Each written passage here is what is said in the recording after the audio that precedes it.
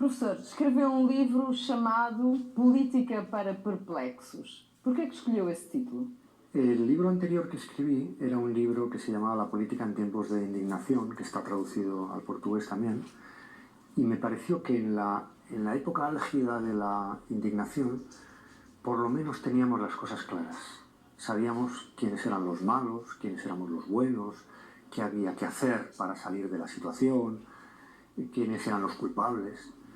Y me pareció que unos pocos años después el panorama había cambiado completamente. Yo creo que es una de las primeras cosas que ha caído en la medida en que el mundo se nos ha vuelto más complejo, es que todas las orientaciones binarias, ellos, nosotros, nuestros intereses, los de ellos, izquierda y derecha, incluso élite, pueblo, todas esas distinciones son, a mi juicio, estrategias de simplificación de una realidad cuya complejidad no terminamos de percibir. Hoje, como é que define a esquerda e a direita? Por exemplo, nas sociedades contemporâneas europeias, nas democracias ocidentais. Pero esa distinción, primero, va a tener que convivir con otros ejes de confrontación, por ejemplo, arriba a abajo, o lo abierto contra lo cerrado, dando origen a combinatorias muy curiosas.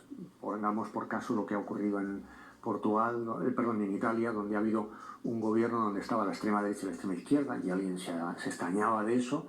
Si lo contemplas desde el punto de vista de ese otro eje abierto-cerrado, era bastante lógico. Estaban gobernando los partidarios de una Italia más autárquica que abierta en plan liberal o en plan socialdemócrata. Essa incerteza, essa confusão, explica muito o tempo de hoje? ¿Ayuda a perceber? Seguramente es uno de los factores que explican el comportamiento tan poco previsible del electorado. Es decir, tenemos un mundo cambiante con unas categorías políticas demasiado rígidas y ante ese mundo cambiante los electores reaccionan de una manera imprevisible y los representantes, los políticos, reaccionan de una manera oportunista. ¿Cómo así? Por ejemplo. Sí, ese oportunismo de los políticos se corresponde con la volatilidad de los electorados y por tanto nos gustará más o menos, pero tiene su lógica, tiene su explicación, ¿no? Venimos de un mundo demasiado estable, estático, con estados bastante autárquicos, y de repente nos encontramos con que esto es un mundo de flujos, los estados están gestionando interdependencias, que era una lógica que no conocíamos. A los profesores de filosofía política nos cuesta muchísimo entender esto. É por isso que diz que as sondagens hoje em dia falham tanto. Y yo creo que nos están obligando a todos a pensar que, por ejemplo, nuestros instrumentos de predicción del futuro, tan importantes en un mundo que cambia mucho, al mismo tiempo tienen que ser más modestos.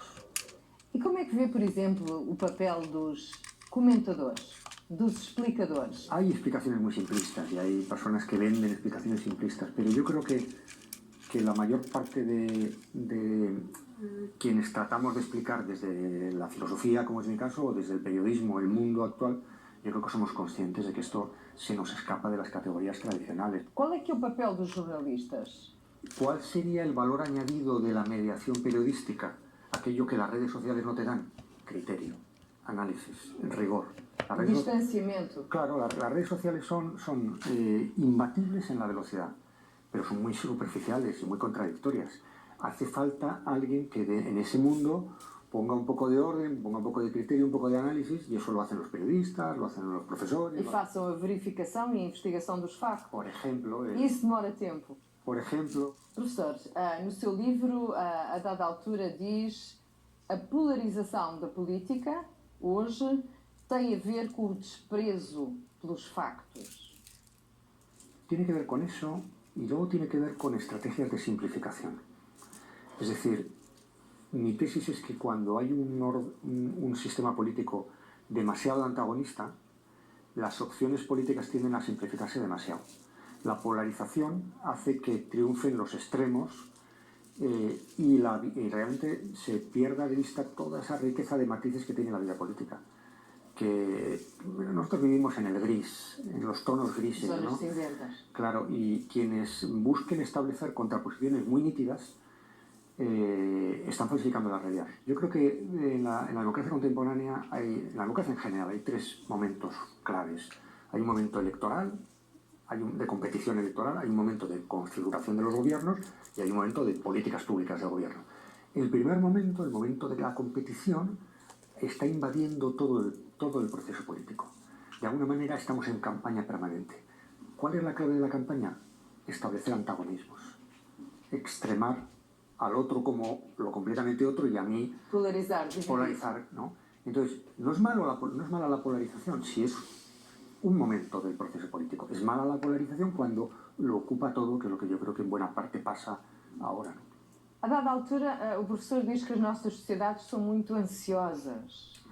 Desde el punto de vista emocional, no sabemos cómo reaccionar, vivimos sociedades ansiosas, irritables, Sí. que pasan de la euforia al pánico con poca racionalidad, y los instrumentos que tenemos, por ejemplo en el terreno económico, que es medidas anticíclicas para bajar la euforia y levantar el ánimo en épocas de pánico o de poco consumo, no nos han funcionado bien durante la crisis y la poscrisis, ¿no? Aí tenemos un problema de perplejidad emotiva, ¿no? Quando formula a questão dos maus governos ou dos maus governantes, Sí. qual é que acha que é a fórmula mais direta de criar um sistema ou sistemas sociais e políticos que resistam aos maus governantes? La respuesta sería, tenemos que preocuparnos más de los protocolos, de las normas, de los procedimientos, que de las personas que gestionan esas instituciones. Lo que caracteriza a una organización inteligente no es la inteligencia que hay en las cabezas que lo dirigen, sino la inteligencia de sus reglas. Preocupémonos por las reglas. E a ética? É preciso regular mais as questões éticas? Dicen los expertos que existe en la sociedad un 20% de corruptos que se corromperán, haya las reglas que haya, y un 20% de santos. Los que estamos en medio, es decir, el 60%, somos el objeto de la legislación. Es decir, hay que pensar en los sistemas y en las regulaciones para aquellos para los cuales una determinada regulación les lleva a devolver la cartera que han encontrado en la calle, pero se la podrían quedar. O escrutínio é muito importante. Claro, saberse observado, dicen los físicos que las partículas, incluso las partículas físicas, modifican su comportamiento cuando se sienten observados. ¿Qué no nos pasa a los seres humanos cuando sentimos que hay espectadores, ¿no? Y al poder político cuando se siente monitorizado por la gente? Professor, muito obrigada por nos ter dado esta entrevista à RTP. Muito obrigado.